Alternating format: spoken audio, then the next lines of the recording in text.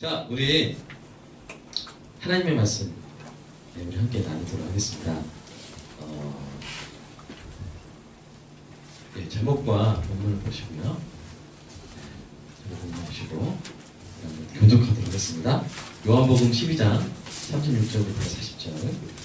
요한복음 12장 36절부터 40절. 너희에게부터 읽을게요. 시작. 너희에게 아직 교독할까요? 자, 교독하겠습니다. 너희가 아직 빛이 있을 동안에 빛을 믿으라. 그리하면 빛의 아들이 되리라. 예수께서 이 말씀을 하시고 그들을 떠나가서 숨으시니라.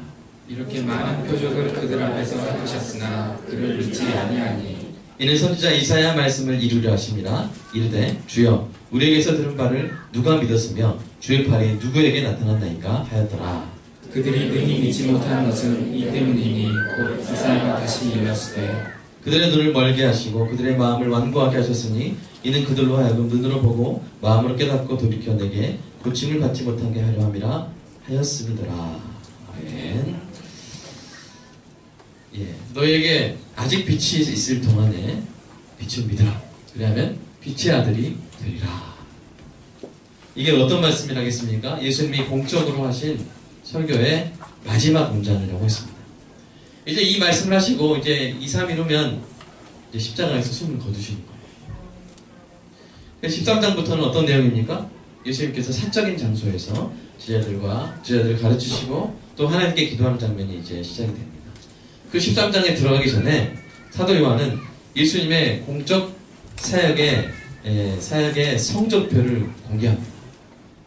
예수님께서 열심히 공적 사역을 하셨죠? 그 성적표를 공개하는데 오늘 본문이 바로 그 부분이죠. 그리고 우리 36절부터 50절의 단락 구분 한번 보면요. 그리고 이제 12장의 나머지 부분은 41절부터 43절까지 믿고도 드러나게 말하지 못한 자들이 있다. 그리고 그 다음에 단락에서는 예수님의 공적 설교를 쫙 요약하는 그런 부분이 나옵니다. 여러분이 이제 앞으로 한번 이 12장을 그렇게 보시기 바랍니다. 자, 그러면 이제 예수님의 성적표를 한번 공개해 볼까요? 우리 37절 한번 읽어보겠습니다. 시작. 이렇게 많은 표적을 그들 앞에서 하셨으나 그들이 그를 믿지 아니하니. 예수님의 공적 사역의 성적표는 두 글자로 불신이었습니다. 가르치시고 보여주셨는데 불신이었습니다. 물론 믿은 소수의 사람도 있지만 대다수의 사람들이 안 믿었어요. 예수님을 안 믿었어요. 이런 예수님의 초라한 성적표는 정말로 놀라운 일입니다. 왜냐하면 예수님의 가르침은 탁월했습니다. 예수님의 행하신 기적은 수없이 많았어요. 우리 마태복음 7장에서 뭐라고 말하는지 한번 읽어볼까요? 시작. 예수께서 이 말씀을 마치심에 우리들이 그의 가르치심에 놀라니 이는 그 가르치시는 것이 권위 있는 자와 같고 그들의 서기관들과 같이 아니하며.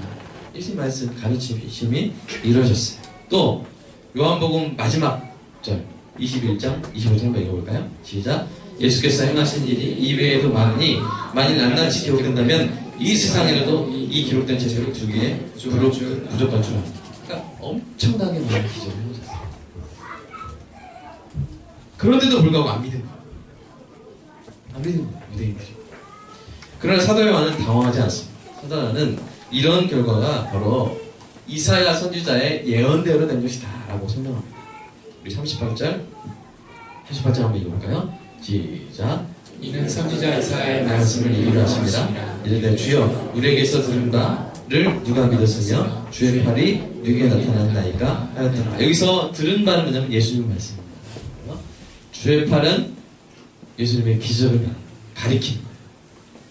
그런데 사람들이 뭐요? 믿지 않았다. 예수님의 말씀을 듣고 그 기적을 보고도 유대인들이 믿지 않았다. 죽은 지 나흘이나 지난 사람이 냄새나는 시체가 말씀 하나로 살아 돌아다니는 것을 유대인들이 못 봤어요? 봤어요? 봤어요. 나사로 봤어요. 물이 포도주로 변하는 것을 봤어요. 들었어요. 죽은 소녀가 일어나는 것을 봤어요. 들었어요. 청년이 일어나는 것을 봤어요. 들었어요. 근데 못 믿어요. 이해하기 힘든 상황입니다. 그런데 사도 요한은 더 나아가서 유대인들이 예수님을 능히 믿지 못한 이유로서 이사야서 6장 10절을 인용합니다. 한번 읽어볼까요? 40절. 40절 읽어보겠습니다. 시작. 그들의 눈을 멀게 하시고 그들의 마음을 완고하게 하셨으니 이는 그들로 하여금 눈으로 보고 마음으로 깨닫고 돌이켜 내게 고침을 받지 못하게 하려 함이라 하였습니다. 예수님의 공적 사역의 결과가 초라할 것이다. 이것이 예언되었다는 것도 놀랍지만 그러한 결과가 결국 하나님의 주권 아래에서 일어났다는 것도 아주 이해하기 힘든 부분입니다.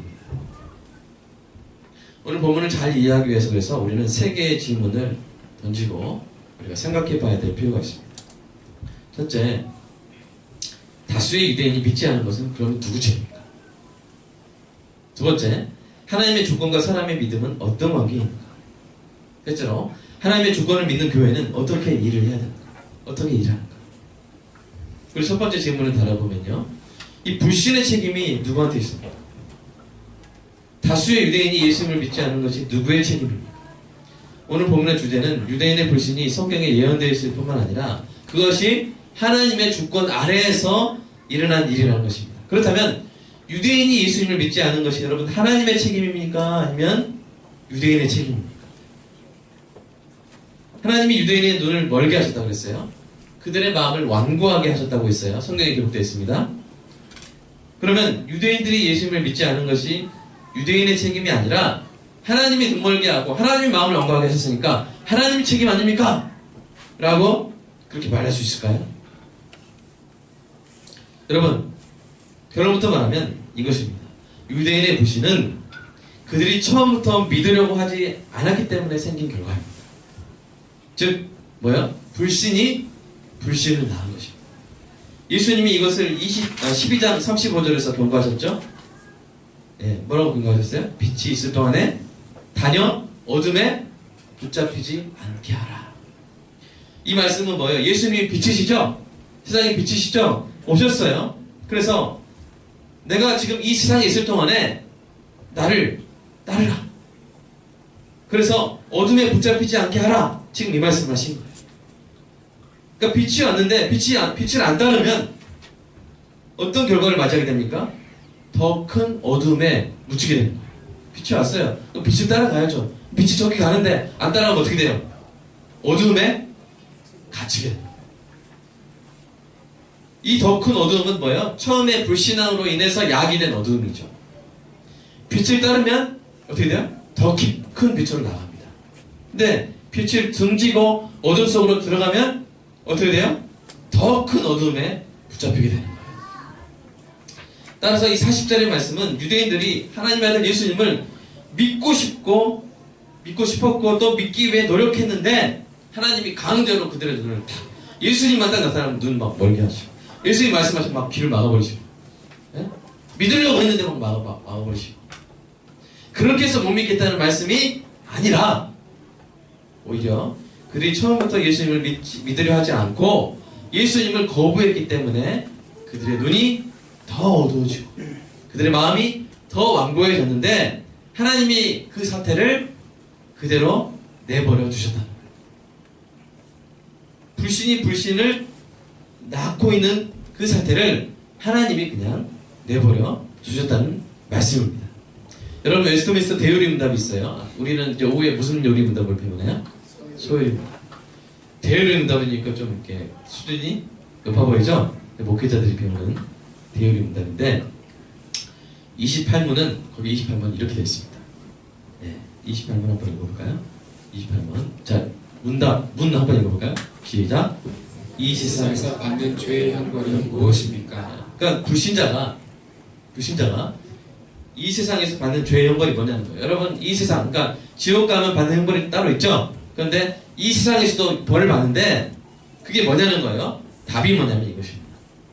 너무 안 보일 수도 있지만 한번 읽어볼까요? 시작. 현세에 있어서 죄의 형벌이란 내적으로 마음의 굳어짐, 타락한 지각, 강한 유혹, 마음의 고집, 양심의 공포와 부끄러움, 정욕 같은 것이나 외적으로는 우리 때문에 하나님께서 만물을 저주하신 일, 우리 몸, 이름, 지위, 관계, 직업 등에 생긴 다른 모든 악과 더불어 사망에 이르게 되는 것이다. 자, 다른 것은 이제 나중에 살펴보겠지만 오늘 살펴볼 것은 이거예요.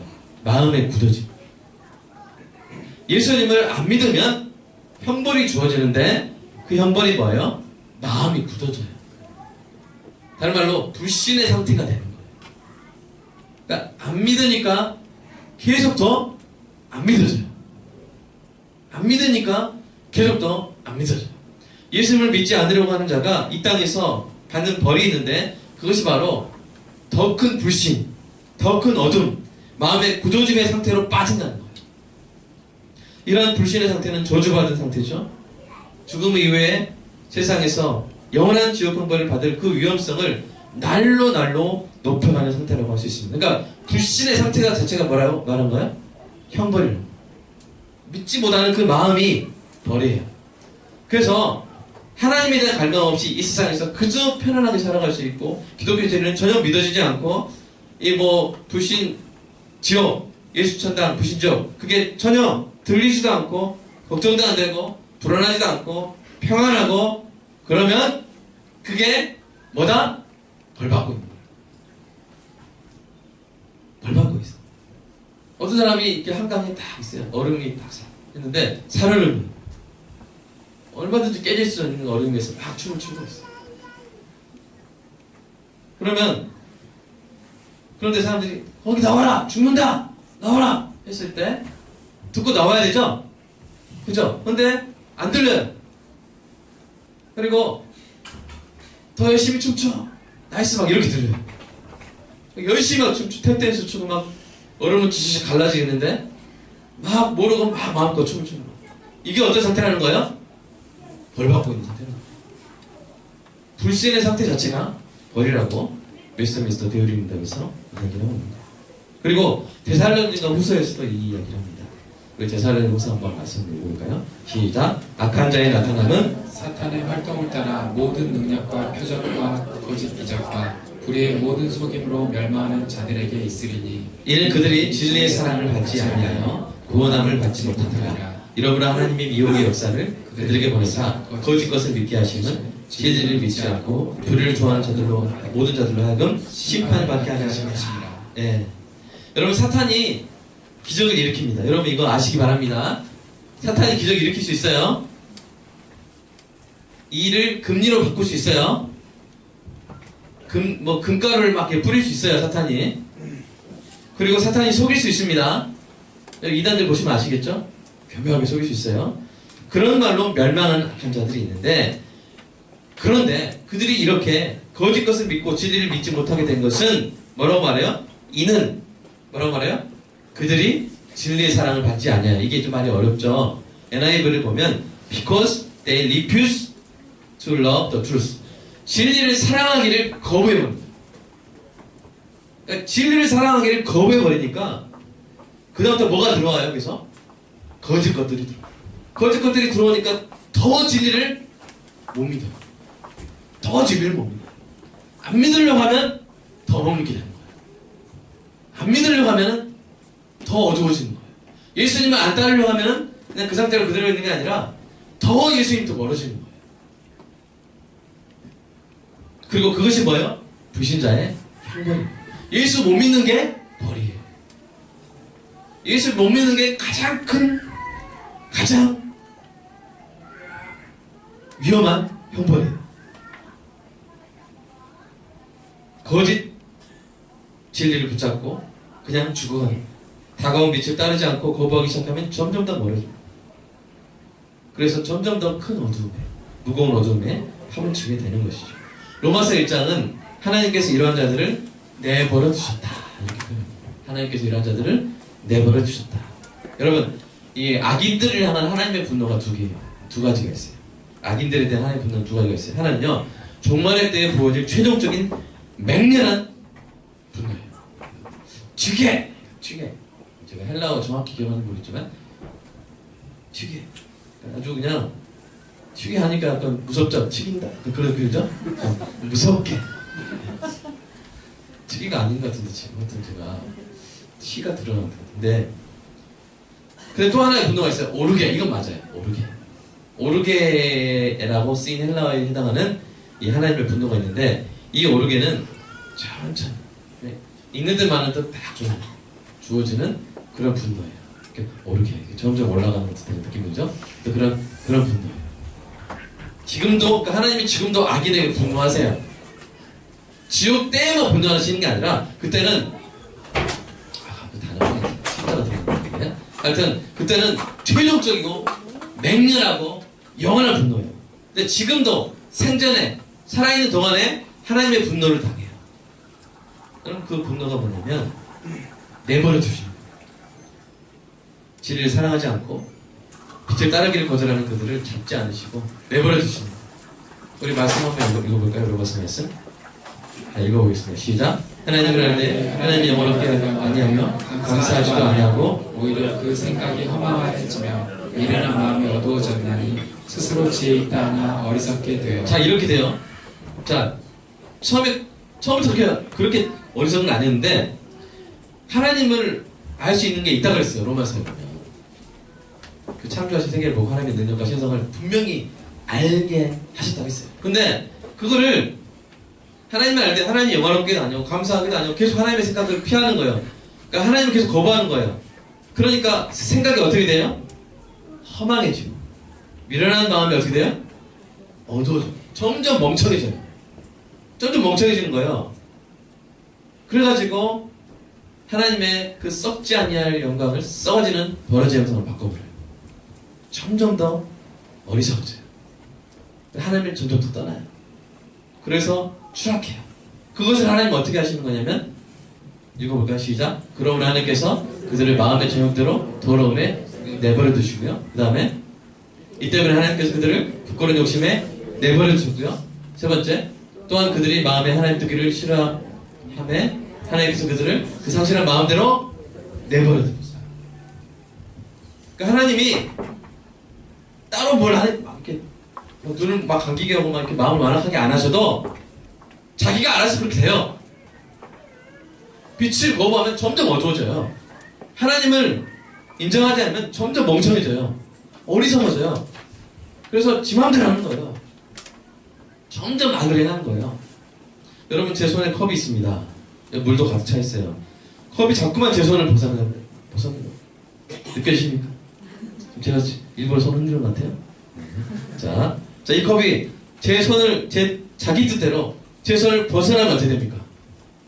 날아다닙니까? 나 좀 자유롭게 해주세요, 박 목사님. 나 좀 날고 싶어요. 막 이렇게 하면서 자기가 지금 떠 있으니까 자기가 날 수 있을 줄 생각하는 거예요. 그래가지고 막 벗어나려고 하면, 그래서 벗어나면 어떻게 됩니까? 자, 손을 넣는 순간 어떻게 돼요? 날아갑니까? 깨집니까? 이건 이제 좋은 비싼 주신 거라 실험 안 해보겠습니다. 그냥 그 실험 결과 예측하시기 바랍니다. 컵은 어떻게, 자, 컵이 떨어질 때 어떻게 해요? 점점 떨어지는 속도가 줄어듭니까? 아니면 더 빨라집니까? 중력 가속의 법칙에 의해서 점점 더 추락하는 속도가 빨라져. 파멸을 향해서 가속해서 추락하는 거예요. 그러니까 제가 이 컵이 그렇게 말 안 듣고 계속 하니까 이게 놓는 거, 그리고 붙잡지 않는 게 이거 자체가 뭐예요? 저의 차가운 분노예요. 저의 심판이에요. 그래라, 알았다. 그래라. 그러니까 하나님의 분노가 지옥에서 맹렬하게 임하시는 분노가 있지만, 그러나 악인들은, 하나님을 거부하는 사람들은 지금 이 땅에서 바로 이 분노를 당하고 있는데 뭐냐면 내버려두는 거예요. 내버려두면 눈이 더 어두워져요. 마음이 더 안악해져요. 더 못 믿게 돼요. 여러분, 이 관점에서 보십시오. 그러면 유대인들의 불신이 하나님의 분노의 결과라는 것은 맞아요. 하나님의 주권 아래에서 일어난 것은 맞지만 책임은 누구한테 있어요? 책임은 누구한테 있어요? 처음부터 믿지 않으려고 했던 유대인들에게 있는 것입니다. 유대인들의 불신이 더 절망적인 불신을 낳았고, 그래서 이사야 선지자가 이것을 미리 알고 예고한 거예요. 이사야 선지자가 그렇게 말해서 그렇게 된 게 아니라 그렇게 될 것을 알고 이사야 선지자가 예고했고, 그렇게 될 것임에도 불구하고 예수님은 사역을 하신 거예요.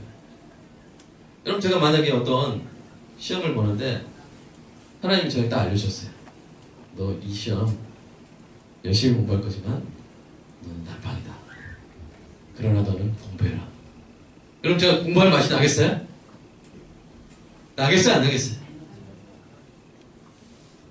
그런데 예수님은 예, 그렇게 하겠습니다. 하나님의 뜻이라면 제가 열심히 전하겠습니다. 여러분 열심히 전하면 막 많이 믿어야 좀 힘이 나죠. 그럼 제가 열심히 하나님께서 오늘 아침에 뭐 그런 일 없습니다. 네가 오늘 설교 열심히 해라. 목 터지게 해라. 그런 사람들은 비웃을 것이다. 빵다 안길 것이다. 이렇게 여러분 말한 게 아니에요. 그렇게 주셨어요 말씀을. 그런 일 없습니다. 그러나 이게 상상. 그러면 제가 설교할 때 힘이 날까요? 예수님이 그 상태, 그 상황인 거예요. 그런데 예수님은 전하신 거예요. 기적을 일으키신 거예요. 여러분 놀랍습니다. 왜 그렇게 하셨을까? 어떤 신앙이 필요할까? 여러분 그런데 이러한 유대인의 불신이 결국 어떤 결과를 낳았어요? 그들이 예수님을 믿지 못했기 때문에 예수님은 어떻게 했어요? 십자가에 못 박았죠. 그들이 예수님의 십자가에 못 박았기 때문에 지금 저와 여러분에게 어떤 길이 열린 거예요? 구원의 길이 열린 줄을 믿습니다. 그들이 예수님 믿어서 어서 오시옵소서 왕자에 막 올리시고 나 십자가 달려 그런 걸 왜 하세요? 하면서 막 이렇게 막 대접하고 그랬으면 우리가 어떻게 구원을 받았을까요? 글쎄요 하나님의 뜻이 어떻게 좀 준비됐을지 모르겠지만 일단 하나님이 성경을 통해서 계시한 뜻은 예수님이 십자가에 못 박힘을 당하시는 것이었고 그 가운데 그 과정 가운데 유대인들이 예수님을 불신한 것이 그것이 중요한 원인으로서 작용했습니다. 그리고 사랑하는 여러분 이 유대인의 불신 예수 그리스도의 십자가 우리와 같은 이방인의 구원은 모두 측량할 수 없는 헤아릴 수 없는 하나님의 지혜와 하나님의 주권적인 결정의 결과인 줄로 믿습니다. 예수님은 그걸 믿으십니다. 그러니까 우리가 이해하지 못해도 너 이렇게 해라. 근데 결과는 안 좋을 것이다. 그게 이해가 돼요? 안 돼요? 안 되겠죠. 그래도 하는 거예요. 왜냐하면 내가 하나님의 지혜를 측량할 수 없어요. 헤아릴 수 없어요. 그런데 한 가지는 알아요. 뭐예요? 하나님이 주권자시다. 하나님이 토기장인가 그릇을 어떤 것은 귀한 그릇으로 어떤 것은 천지스러운 그릇으로 만들 권한이 없어요? 있어요? 있어요. 그릇이 저는 어떤 그릇이 있을까요? 그릇 중에 뭐 발 씻는 물 담는 그릇이 있고 그릇 중에 뭐 이렇게 포도주 잔이 있다고 그러죠. 그럼 발 씻는 그릇 만들어진 그릇이 토기장이 뭐고 저 왜 이렇게 만들었어요? 저는 향기로운 포도주 담기는 그런 그릇 되고 싶은데 다시 만들으세요. 이렇게 할 수 있어요? 없어요? 없다는 거예요. 하나님이 그렇게 해라. 그러면 하나님의 주권자시기 때문에 뭐 한다는 거예요? 순종하는 예수님 말고 그렇게 하신 것입니다. 그리고 저와 여러분의 구원도 하나님의 주권에 의해서 결정되고 성취되는 줄로 믿습니다. 저와 여러분의 믿음을 가진 것도 우리가 잘나서가 아니라 하나님의 그 주권적인 은혜로 우리에게 주어진 줄로 믿습니다. 그렇다면 하나님이 이 사람이 믿거나 믿지 못하는 것을 하나님이 다 그 주권적인 결정으로 주시는 거라면 그러면 사람이 하나님께 믿음을 구할 필요가 있을까요? 어떤 사람이 이렇게 생각할 수 있어요. 어차피 주시기로 결정한 사람은 믿음을 구하지 않아도 주실 것이고 어차피 안 주기로 결정한 사람은 아무리 구해도 안 주실 거 아닌가. 그러니까 그냥 누워있는 게 제일 낫겠다. 뭐 저도 하지 말자. 내가 저도 안 해도 저 사람은 믿을 사람은 믿고 안 믿을 사람은 믿다. 이렇게 하는 분이 있는데 이게 하나님의 주권 교리를 마치 숙명론같이 잘못 오해를 한 거예요. 자, 우리 로마서 9장 17절 한번 18절 한번 말씀 읽어볼까요? 시작. 그런즉 하나님께서 하고자 하신 자를 긍휼히 여기시고 하고자 하신 자를 완악하게 하시는지라. 여기서 이제 완악하게 하신다는 말도 아까 말한 것처럼 뭐야? 내버려 두신다. 점점 완악해지는 것을 내버려 두신다는 거예요. 하나님이 그 절대적인 주권을 자유롭게 행사하셔서 긍휼히 여기는 자에게 믿을 수 있는 마음을 주어서 믿게 하시고 그렇지 않은 자에게 완악한 마음을 주어서 즉 완악한 마음 그대로를 내버려둬서 계속 불신의 상태에 두신다면 즉 모든 것이 하나님의 주권적인 결정에 달려있다면 사람이 하나님께 믿음을 구할 필요가 있을까? 여러분 이 답은요 우리가 생각해서 우리의 논리적인 사고의 결론으로 찾으면 안 되고요 누가 하신 말씀으로 찾아야 되냐면 바로 예수님이 하신 말씀으로 그 답을 찾아야 돼요. 여러분 예수님 뭐라고 하셨습니까? 예수님은 구하고 찾고 두드리라고 하셨어요. 우리 마태복음 말씀 한번 읽어볼까요? 시작.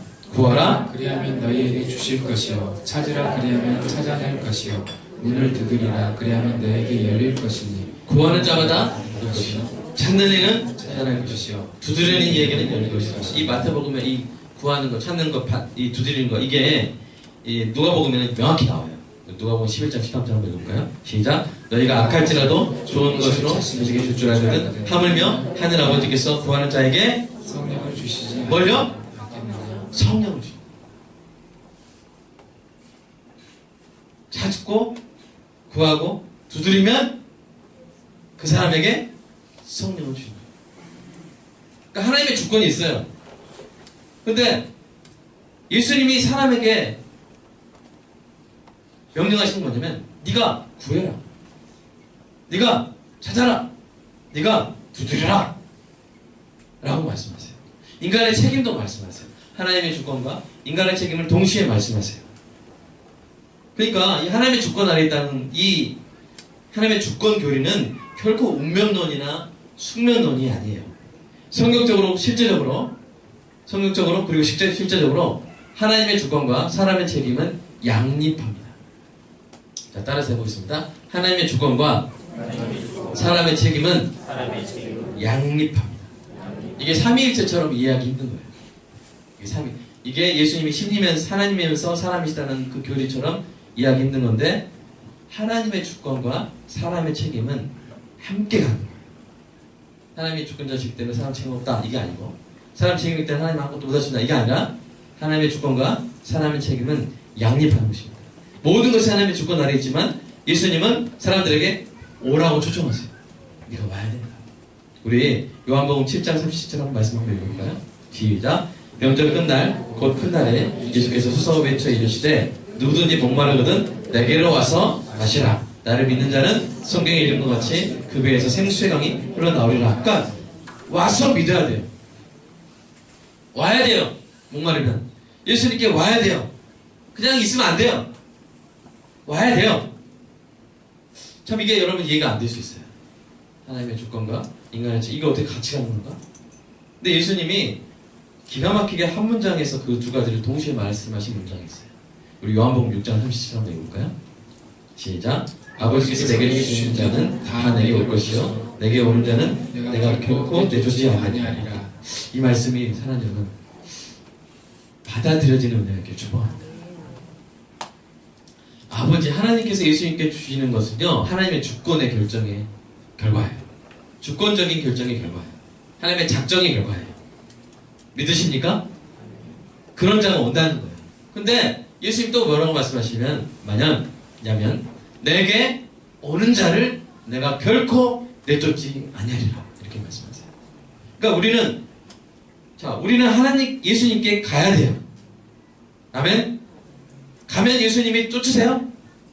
안 쫓으시지 않는 거예요. 여러분, 어떤 사람이 구원을 받느냐? 그 답을요, 하나님의 차원에서 말하면요, 하나님이 선택하신 사람이 구원받아요. 믿으시기 바랍니다. 그 주권을 행사하여 예수님께 주신 택한 백성이 구원을 받습니다. 그러나 사람의 차원에서 보면 어떻게 나타나냐면 예수님께 오는 사람이 구원받아요. 아멘? 오라 그랬어요. 그래서 하나님이 수고하고 무거운 짐진 자들아 다 내게로 오라. 오라 그랬어요. 오면 어떻게 해요? 결코 내쫓지 않으시고 구원하신다는 거예요. 그러니까 오는 사람 중에서도 야 넌 아니다, 나가, 이게 아니라는 거예요. 오면 된다는 거예요. 누구든지. 그러니까 하나님의 차원에서는 선택받은 자만 구원받아요. 그런데 사람의 차원에서는 무조건 예수님께 오면 쫓겨나는 사람이 있어요, 없어요? 못하는 거예요. 놀라운 진리입니다.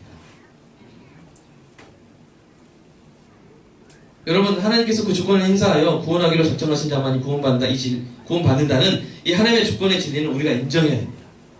아멘? 그러나 우리가 어떻게 할 수 있어요, 없어요? 아니, 하나님께서 다 정하셨다는데 우리가 할 수 있어요, 없어요? 없어요. 그러나 예수님께 오는 자는 결코 내쫓지 않으신다는 이 예수님의 은혜로운 약속은요, 우리가 꼭 붙잡고 매달릴 수 있는 생명줄이 되는 거예요. 우리는 내가 하나님이 나를 선택하셨는지 안 하셨는지 몰라요. 그러나 내가 확실히 아는 건 뭐예요? 내가 지금 주님께 왔다는 거예요. 그것도 확실히 아는 또 하나 뭐예요? 주님께 온 자는 쫓아보내시는 일이 있다 없다? 없다는 거예요. 그러니까 이 결과를 딱 보면 내가 결국 온 걸 사실은 왜 어떻게 해서 올 수 있게 된 거예요?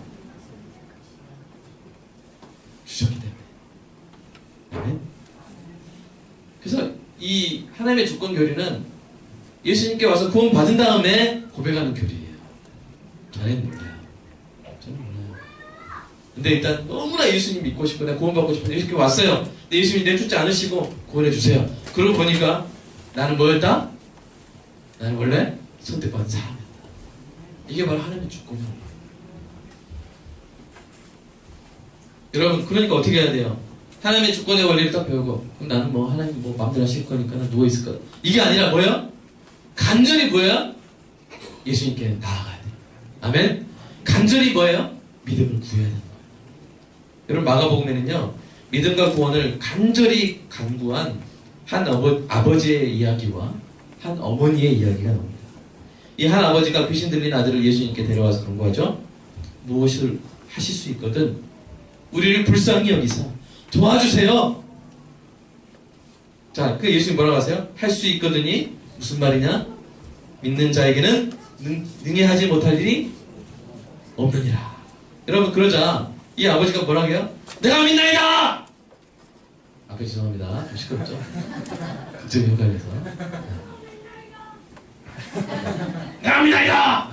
그냥 아들을 살려주신다는데 믿음이 있으면 살려주신다는데 믿습니다! 아마 우리 여기 아빠들 그러실 거예요. 아마 0.0001초 후에 즉시 대답하실 거예요. 내가 믿습니다! 살려주세요! 그거죠. 근데 말해놓고 보니까 자기가 믿음이 있어요 없어요? 자, 우리 마가복음 9장 말해놓고 보니까 자기가 믿음이 있어요 없어요? 믿음이 없는 건 자기가 아닌 거예요. 근데 일단은 구해달라는 거죠. 아마 울며 불며 막무가내로 보고 있어요. 저 믿음 뭐 있어야 된다고 했는데 있으면 대놓고 없는 거 하니까 없는 거 그냥 도와주세요! 막 이렇게 한 거죠. 네. 여러분, 이 아버지에게 믿음이 있습니까 없습니까? 말했을 때는 일단 말했을 때는 믿음이 없다는 걸 자기도 알고 있어요. 근데 믿음이 있어야 아들을 낳아요. 아들이 낳아요. 귀신 들린 아들이 낳아요. 여러분 어떻게 됐어요? 예수님이 귀신을 쫓아주셨어요. 아들이 낳았어요. 어떻게 된 거예요? 믿음 없는 자가 믿음을 간절히 구했어요. 두 가지 가능성이 있어요. 아마 저는 첫 번째 가능성에 들어보는데 그 순간 믿음을 주신 거예요. 이게 제가 볼 때 90% 가능성인 거고요. 10% 남은 10% 가능성은 그러니까 믿음이 없는데 막 믿습니다 해놓고 믿음 없는 것도 도와주세요 하니까 그냥 그 믿음도 아니고 그냥 미움이에요. 미움. 미움인데 그걸 뭘로 봐주신 거예요? 그냥 믿음으로 봐주신 거예요. 우리 애들이 막 아빠 배고파 이렇게 할 때가 있죠? 그럼 우리가 뭐라 해요? 아, 밥 배고프다고? 막 이렇게 알아듣는 것처럼 이렇게 그냥 도와주세요! 예수님이 그 주권자, 내 아들을 낫게 하실 수 있는 주권자라는 사실에 기대서 그냥 말도 안 돼, 막무가내로 그냥 도와주세요! 믿음 없어요! 도와주세요! 그거를 예수님이 뭘로 여겨주신 거예요? 믿음으로 여겨주신 거예요. 여러분, 누군가를 사랑하려고 할 때 사랑이 안 될 때가 없어요, 있어요? 서로 사랑이 안 돼. 그 사람을 생각하면 이거 아닌데요? 그럴 때 어떻게 해요? 근데 예수님을 사랑하니까 사랑하고 싶은 거예요. 그러니까 제가 사랑이 없는데요. 사랑 없으면 도와주세요. 어떻게 좀 하게 해주세요. 근데 그걸 예수님 뭘로 어떻게 봐주세요? 사랑이 있는 걸로 봐주세요. 그러니까 여러분, 사랑하려고 노력하시고 사랑할 수 있게 하려고 간구하시길 주님에게 축복합니다. 그게 사랑의 시작이에요. 하나님 막 창조하신 게 안 믿어지는 거예요. 네? 또 과학자가 막. 근데 예수님이 너무 매력적이시고 믿고 싶어서 믿음을 구하면 어떻게 돼요? 믿게 되는 거죠. 이 아빠의 이 절박함. 만약 여러분 우리의 믿음과 구원이요 우리에게 달려있으면요 우리는 믿을 수 없습니다. 우리는 구원받을 수 없습니다. 어느 누구도 구원받을 수 없습니다. 우리의 믿음이 우리의 구원이 하나님의 주권에 달려있기 때문에 우리가 믿을 수 있고 우리가 구원받을 수 있는 줄로 믿습니다. 이것이 바로 하나님의 주권의 교리를 우리가 기뻐해야 될 이유입니다. 내가 부족해도 없어도 구하면 되는 거예요. 가면 되는 거예요. 가면 내쫓길 일이 있어요 없어요? 없어요. 이번에 또 한 어머니의 이야기를 하겠습니다. 귀신 들린 이 어머니 딸도 귀신 들렸어요. 귀신 들린 어린 딸을 둔 한 어머니가 예수님의 소문을 듣고 예수님 발 앞에 엎드려서 자기 딸에게서 귀신을 쫓아주시라고 간구했어요. 근데 이 어머니가 이방인. 예수님이 뭐라고 하셨을까요? 마가복음 8장 27절. 자녀로 먼저 배불리 먹게 할지니 자녀의 떡을 취하여 걔들에게 던짐이 마땅치 않느냐. 여러분 얼마나 기분 나쁜 말이에요. 내가 개야? 내 딸이 개 강아지야? 이렇게 생각할 수 있는 말씀이죠. 자녀의 떡을 개에게 줄지 말지 결정하는 것은 누구의 권한입니까? 그 주인의 권한이죠. 맞는 말이에요. 그래서 이 어머니도 그걸 인정해요. 주여 옳습니다. 그렇게 말해요. 이 어머니가 예수님의 주권을 인정하는 거예요. 그리고 그 예수님이 그녀를 개에 비유하면서까지 안 주겠다 하신 것도 받아들여요. 그래서 그 어머니가 돌아섰습니까? 아, 그렇군요. 돌아섰어요? 아닙니다. 그럼에도 불구하고 뭘 구했어요? 부스러기 은혜를 구했어요. 부스러기 은혜. 우리 마가복음 8장 2절 시작. 하지만 상하의 개들도 아이들이 먹던 부스러기를 먹나요? 하나님의 예수님의 주권을 인정하고 하지만 그래도 뭐 했어요? 그래도 구했어요. 부스러기라도 주십시오. 부스러기라도. 예수님이 뭐라고 하세요? 마가복음 8장 29절 읽어볼까? 시작. 이 말을 하였으니 더하나 귀신이 내 딸에게서 나간다. 마태복음에서는 뭐라고 말씀하시냐면요 내 믿음이 크도다! 라고 칭찬하세요. 예수님이 어떤 믿음이 크다고 칭찬하는 거 별로 없어요. 두세 번밖에 없어요. 근데 이 이방인 여인에게 내 믿음이 크도다. 그 믿음이 어떤 믿음이에요? 간구하는 거예요. 간구하는 거예요. 주권자이신 예수님께 그냥 어떻게 보면 치사하고 돌아설 수 있는데도 불구하고 전적으로 매달리는 그것을 예수님이 뭐라고 말씀하세요? 큰 믿음이라. 그러니까요 여러분 하나님의 주권 교리는요 믿음과 구원을 구하는 자들에게는 정말 큰 소망과 기도의 근거가 되는 것입니다. 여러분 혹시 예수님 믿어지지 않는 분이 있습니까? 믿음을 구하시기를 축복합니다. 간절히 구하시기를 축복합니다. 안 믿어져도 돼요. 안 믿어져도 믿음 없음을 도와주셔서 안 믿어져도 부스러기 은혜라도 주세요! 라고 간구하면 믿음을 주실 줄로 믿습니다. 내쫓지 않으시는 줄로 믿습니다. 사랑하는 여러분, 오늘 우리가 이제 이 말씀을 통해서 이 하나님의 주권 교리가 얼마나 우리에게 귀한 것인지 우리가 배웠습니다. 그리고 다음 주에 하나님의 주권 교리를 좀 독립적으로 우리가 살펴보도록 하겠습니다. 참 설교를 준비하면서도 좀 많이 힘들었고요. 여러분에게도 아마 이해하기가 어려운 주제일 수 있습니다. 그러나 사랑하는 여러분, 기독교 신앙에서 이것보다 더 중요한 교리가 없어요. 그러니까 기독교 교리 중에 1번을 박상 목사에게 1번이 뭡니까? 최고의 가장 중요한 교리가 뭡니까? 그러면 저는 그렇게 말하는 거예요. 하나님의 주권입니다. 아멘? 하나님의 주권이에요. 그게 제 1번이에요. 그리고 여러분 이 기독교 교리에서 신앙에서 하나님의 주권 사상보다 더 신자에게 큰 힘이 되고 큰 위로가 되고 큰 기쁨이 되는 게 없어요. 이게 최고예요. 또 하나님의 주권 교리처럼 불신자와 신자를 극명하게 나누는 교리가 없어요. 여러분 또 초신자와 성숙한 신앙인을 가장 간단 명료하게 나누는 교리가 뭐냐면 하나님의 주권 교리. 하나님의 주권 교리를 이해하고 기뻐하는가? 그러면 성숙한 신앙인이 맞아요.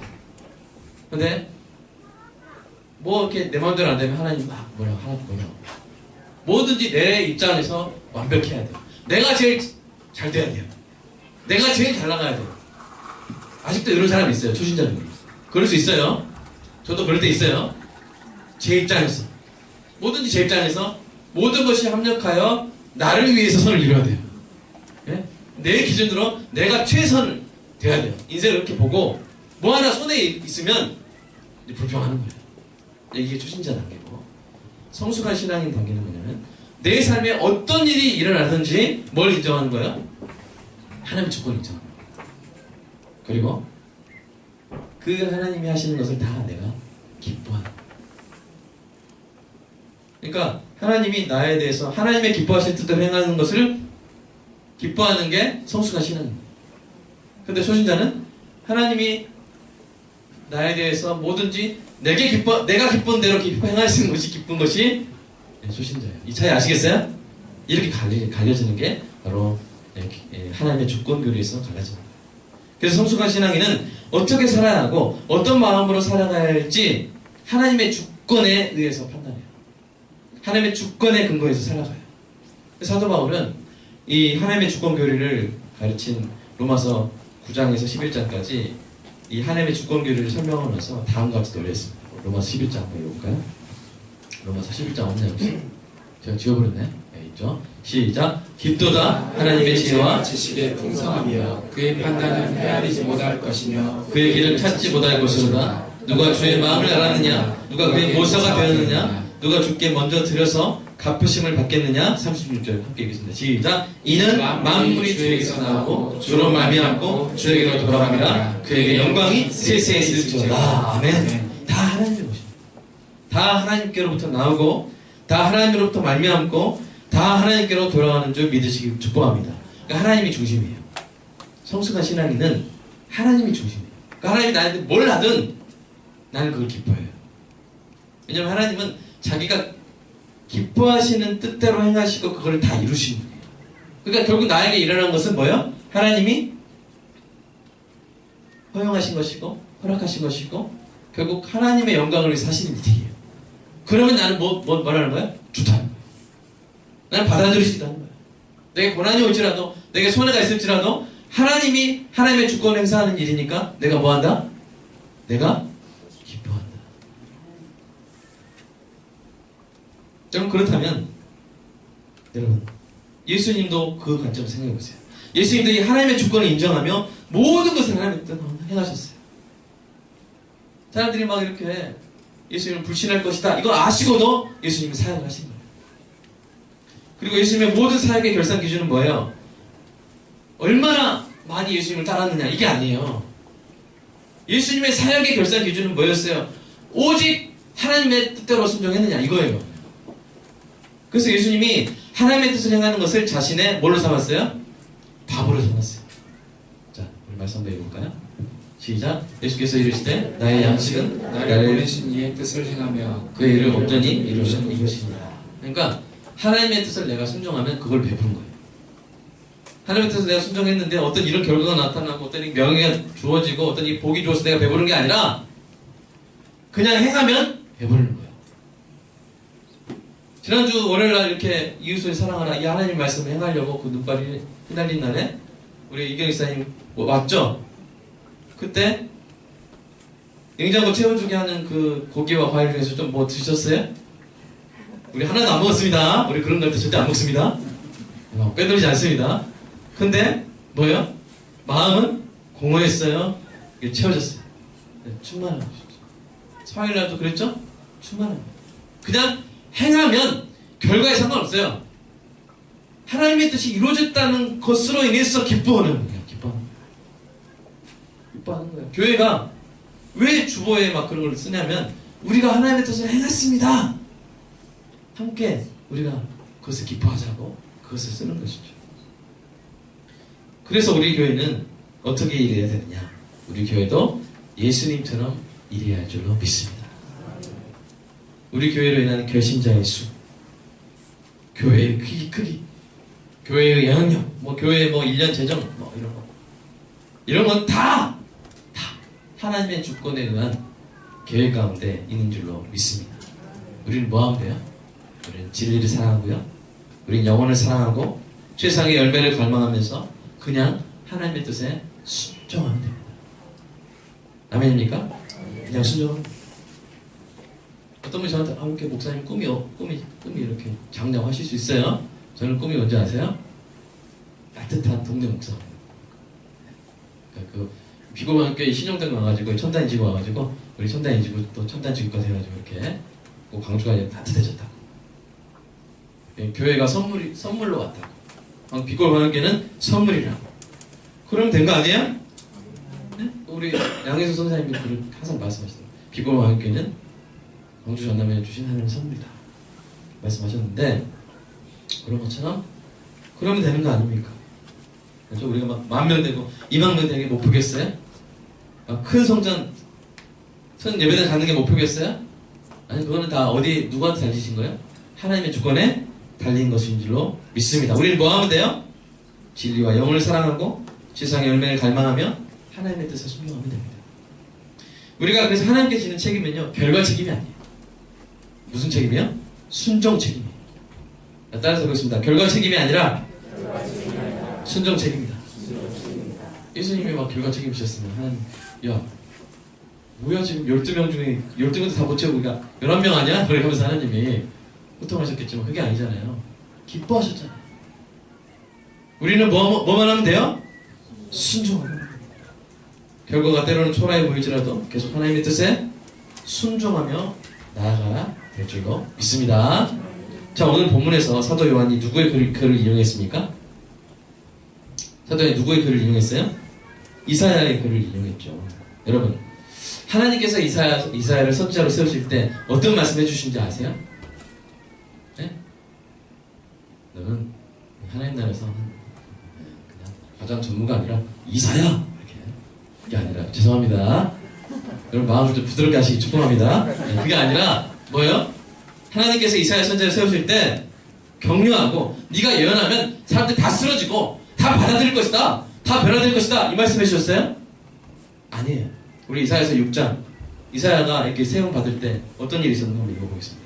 시작. 내가 또 주의 목소리를 들으니 주께서 이르시되 내가 누구를 보내며 누가 우리를 위하여 갈고 하시니 그때 내가 이르되 내가 여기 있나이다 나를 보내소서 하였더니 여호와께서 이르시되 같이 읽겠습니다. 이 백성에게 이르기를 너희가 듣기는 들어도 깨닫지 못할 것이요 보기는 보아도 알지 못하리라 하여 이 백성의 마음을 둔하게 하며 그들의 귀가 막히고 그들의 눈이 감기게 하라. 염려하는데 그들이 눈으로 보고 귀로 듣고 마음으로 깨닫고 다시 돌아와 고침을 받을까 하나 하시기로. 여러분, 이사야의 사명은요 정말 우울했어요.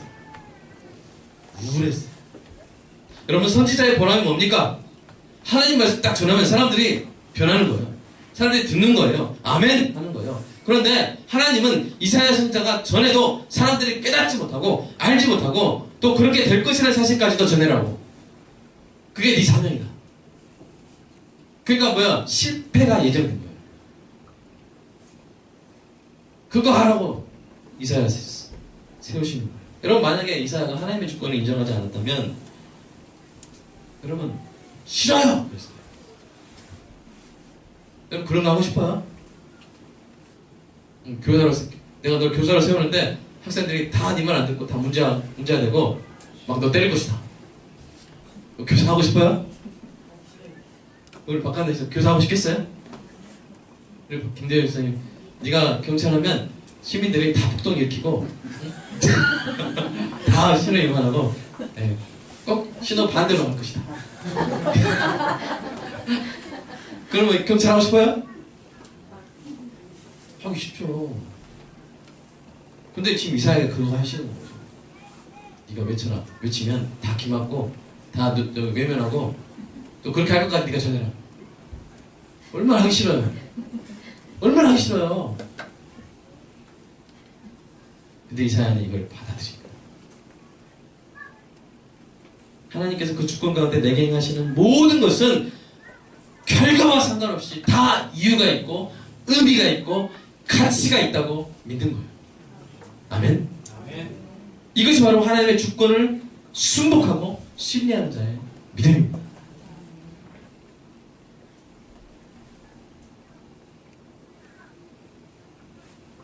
이런 점에서 이사야가 예수님이 그림자였던 거예요. 예수님도 그와 같은 믿음으로 공적인 사역을 하셨고 유대인들이 믿지 않을 것임에도 불구하고 정말 열심히 기도하면서 순종하고 일하셨어요.